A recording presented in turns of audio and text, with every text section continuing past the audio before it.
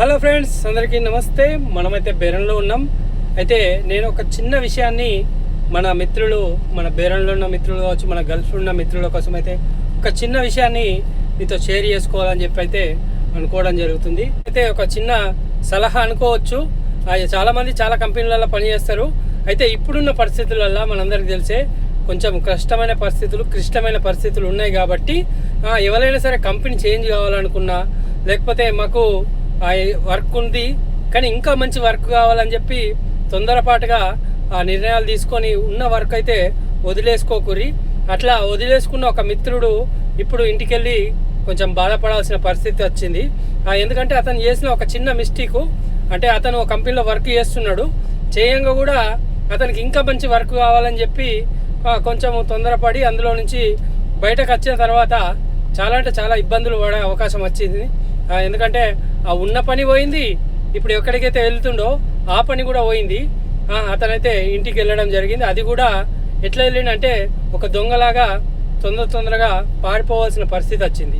పారిపోవాలంటే అతను ఏం తప్పు ఏం చేయలేడు. కానీ ఏంటంటే ఒక తొందరపాటు నిర్ణయం తీసుకొని దాదాపుగా ఒక 2 సంవత్సరాల నుంచి ఒక కంపెనీలో వర్క్ చేసుకుంటూ అతనికి ఆ కంపెనీ నచ్చక, శాలరీ నచ్చక వేరే కంపెనీలోకి వెళ్దామని చెప్పేసి అతను ఏం చేసినంటే ఫస్ట్ కంపెనీలో రిలీజ్ తీసుకొని రెండో కంపెనీలకు అయితే వచ్చేసి 2 సంవత్సరాల నుంచి వర్క్ చేస్తున్న కంపెనీలేమో శాలరీ తక్కువైంది, నాకు ఇబ్బంది ఉంది అని చెప్పి అతను రెండో కంపెనీలకు ఏదైతే 4 రోజుల కోసం వర్క్ చేసిండో అందులో ఇంకా పని భారం ఎక్కువ అవుతుంది, శాలరీ కూడా అంతే వస్తుంది అని చెప్పి అతను నేను ఇందులో బంద్ చేసి నేను ఇంకో 3వ కంపెనీలు ఎంకుంటా అనే సమయంలోనే అతనికి ఏదైతే రెండో కంపెనీ రిలీజ్ అయితే వచ్చిండో ఆ కంపెనీ విజయ్ చేయడం జరిగింది.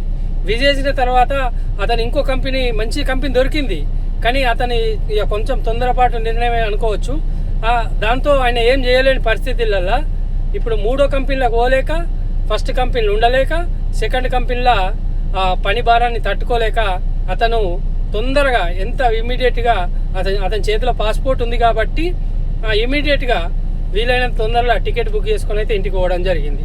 అంటే ఇప్పుడున్న పరిస్థితులలో ఈ యుద్ధ సమయంలో కొన్ని కంపెనీలు కూడా చాలా వరకు మనుషులను కూడా చేంజ్ చేస్తుంది, మనుషులు తగ్గిస్తుంది, వర్క్ కూడా చాలా వరకు తక్కువ ఉంది. కాబట్టి నేను మిత్రులకు చెప్పాల్సిన విషయం ఏంటంటే ఎవరైతే కొంచెం మంచిగా ఉన్నది, మనకు మంచిగానే ఉన్నది, వర్క్ చేసుకుంటున్నాం అన్న కాడనే ఉండండి. తొందరపడి నిర్ణయాలు తీసుకొని వేరే కంపెనీకి చేంజ్ చేద్దామని చెప్పి అనుకోకూరి. ఎందుకంటే కొన్ని పరిస్థితులు బాగా అయిన తర్వాత మన నార్మల్ పరిస్థితులకు వచ్చిన తర్వాత మీరు చేంజ్ కాండి.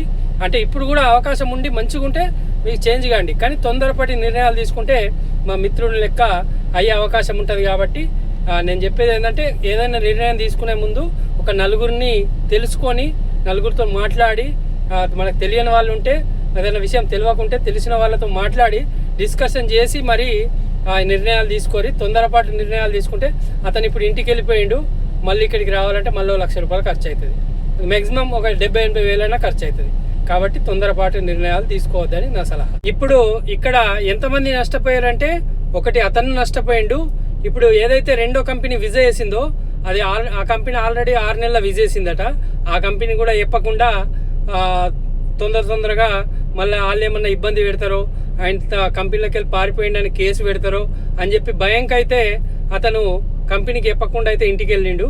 ఇంటికి వెళ్ళే ముందు అయితే నేనైతే ఒక సలహా ఇచ్చిన ఏంటంటే, నువ్వు అట్లా పోతే వాళ్ళు ఎట్లయినా సరే నువ్వు కంపెనీలోకి వెళ్ళిపోయినావు అని చెప్పి నీ మీద పారిపోయిండని ఒక కేసు అయితే పెట్టడం జరుగుతుంది. నువ్వు అట్లా వేయకు.